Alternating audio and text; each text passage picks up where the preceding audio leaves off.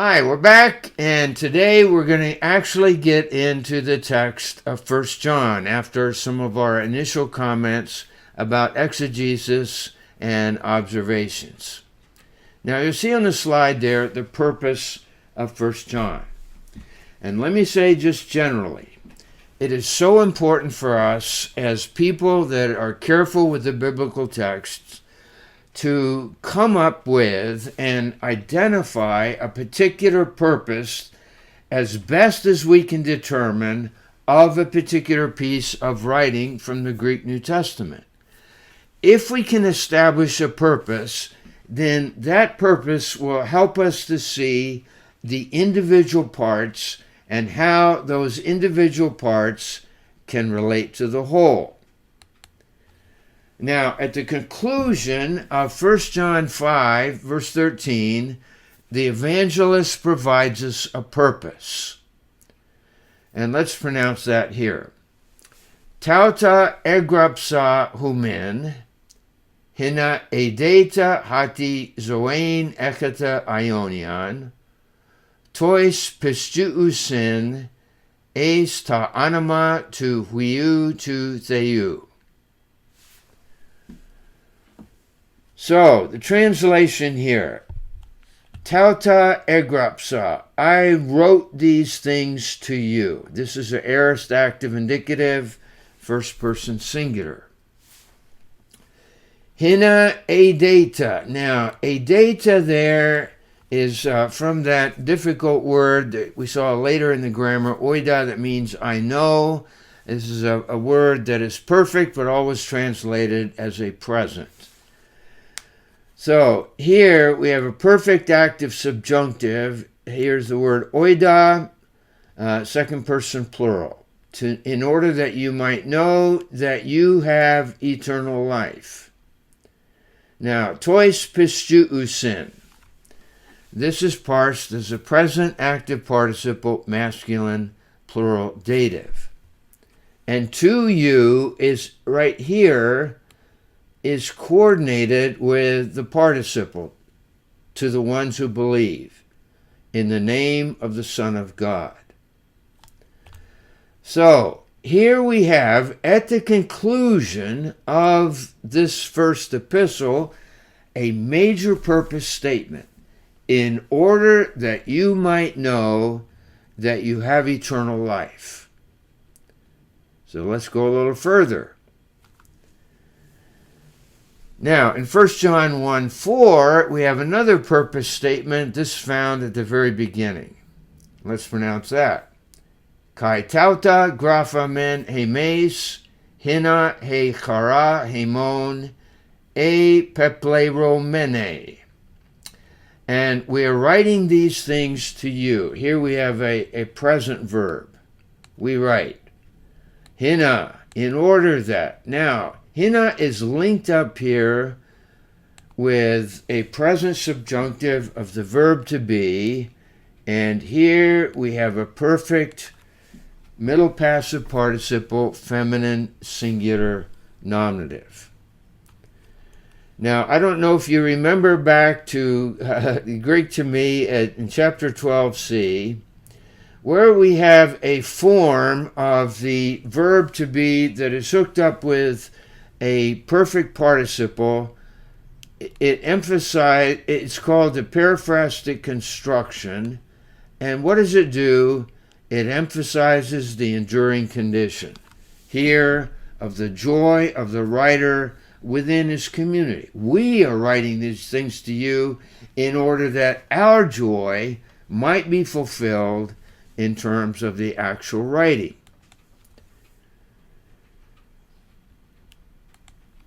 So, at the beginning of the letter, the present tense is used as the work of letter writing begins. Graphemen, we are writing these things, i.e., that which follows. At the end of the letter, the aorist is used here as the writer looks back upon the entire letter as a whole. Egrapsa, I wrote these things. And it refers there to the entire epistle. Now, with hina, we have a purpose statement, don't we? In order that the readers would know that they really have eternal life. Now, it's important for us to notice that they're believers already. Tois pistuusin. But what do they need? They need to know it. They need to know that they have eternal life. So what does the community need? It needs the certainty, the confidence, the assurance of that which they've already experienced. And we can ask the question here, what is it that has caused the uncertainty for them to now need to know that what they've experienced is eternal life? Were there threats? Was there bad teaching? Were there unsettling teachers or some other factors at work? Now, let me just share a little bit by way of background here, and I relate here to the terms Gnosticism and Docetism. And what these two philosophical systems expressed was a dualism. That is, the world above and the world below. Now, the term Gnosticism comes from gnosis, that means knowledge, and Docetism comes from the verb dakeo, I think, I seem, or I suppose. Now, with the dualism, we have the sphere of God, which is the sphere of spirit, which is the sphere of essential good. But in terms of the world of which we belong, this is the world of matter. Sometimes they spoke of essential matter, and we have evil.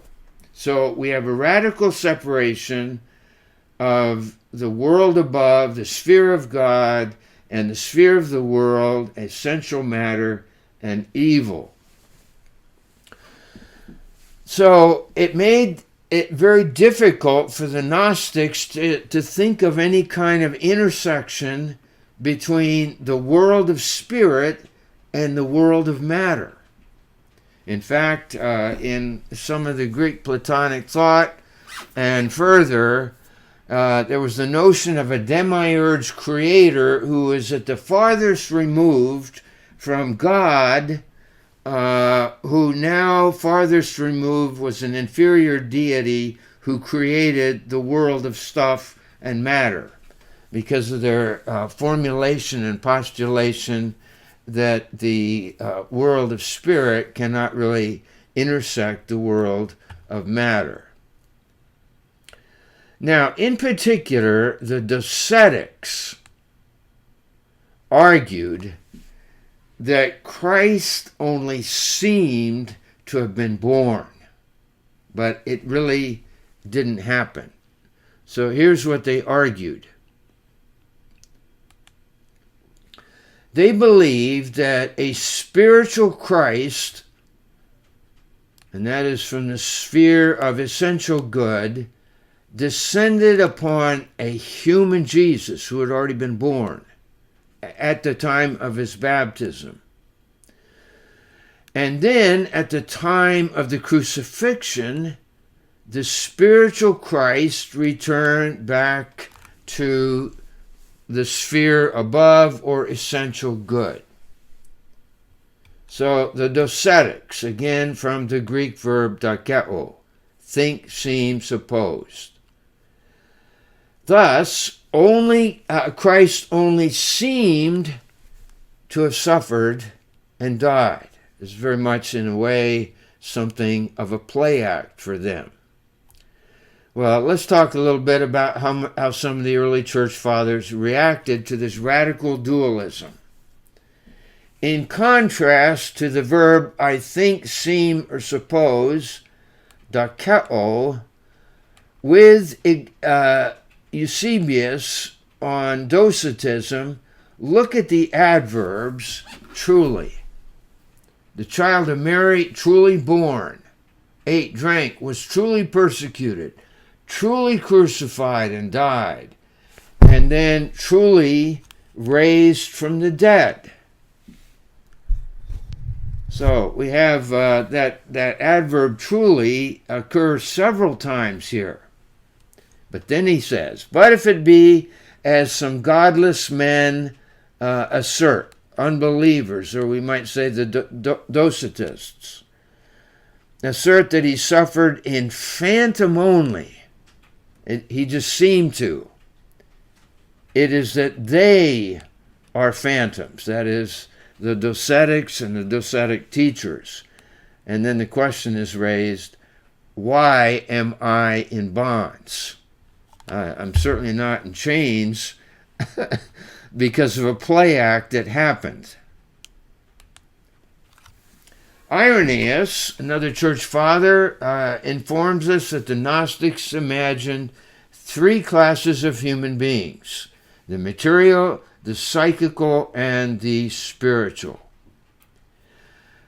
The Gnostics themselves, who had the perfect knowledge of God, they regarded themselves as the spiritual. Hence, they affirmed that good moral conduct is necessary for us. That is, for ordinary Christians, because without it we can't be saved. But they affirm that they themselves will unquestionably be saved, not from moral conduct or through moral conduct, but because they are by nature spiritual. Now, they even used the analogy of gold and mud, and here's how they used it. If we take a big brick of gold and deposit it in the mud, a big mud puddle in your yard, and then we pick up that gold bar, it's still caked in mud. But we can ask the question, has the gold itself become tainted or corrupted? No, they said. All you have to do is just wash off the mud, and you have the gold remain intact and pure. So going on a little bit further here, we'll see some of the ethical implications here. Of the followers of Simon Magus, it is reported, they even congratulate themselves upon this indiscriminate intercourse, sex, asserting that this is perfect love. That is sex with anybody and everybody. For they would have us believe that they are not overcome by this supposed vice. Why? Because they think they're spiritual. They do whatever they please as persons free, for they allege they're saved by grace. And again, the analogy of the gold and the mud. They felt that if they are in union with a prostitute, it doesn't affect their core spirituality, because it's just so easily washed off that their original nature remains intact and pure. Now, in the face of the docetic threat, I think, I seem, or suppose, John arms his church with various tests. And these are tests that Christians can use for themselves, as well as the schismatics, those who create schisms. These are the ones that had caused a great deal of dissension, disruption in the community, and then they had left. Now, throughout the letter, various formulae reveal the Gnostic opponent. Ha legon, the one who says, i.e., as some have said. Aeon apomen, second aorist, active subjunctive, first person plural. If we should say, as some have said. And finally, aeon tis ape. Tis is the indefinite pronoun. If someone, and then ape, second aorist, active subjunctive, third person singular, if someone should say. So behind all of these statements, we find the Gnostic or docetic opponent. And finally, with these almost verbal quotes from the opponents, John makes some very black pencil markers. These are the statements of liars. And as we will look in the first epistle, we will explore various tests of eternal life in 1 John 1. 1 John. Mysticism is not the test. Knowing the depths, another Gnostic slogan, is not the mark of spirituality. The real tests are of a more practical nature. And we find these various tests occur somewhat in cyclical fashion throughout the epistle. For example, the theme of love that occurs in various cycles throughout the entire epistle. So let's go back once more to our purpose statement. I wrote these things to you in order that you might know that you have eternal life, to the ones who believe in the name of the Son of God. So he writes that they would fully know that what they've experienced is genuine and real eternal life, and enjoy it. And this would be juxtaposed with the various threats to faith that the community was experiencing. Thanks.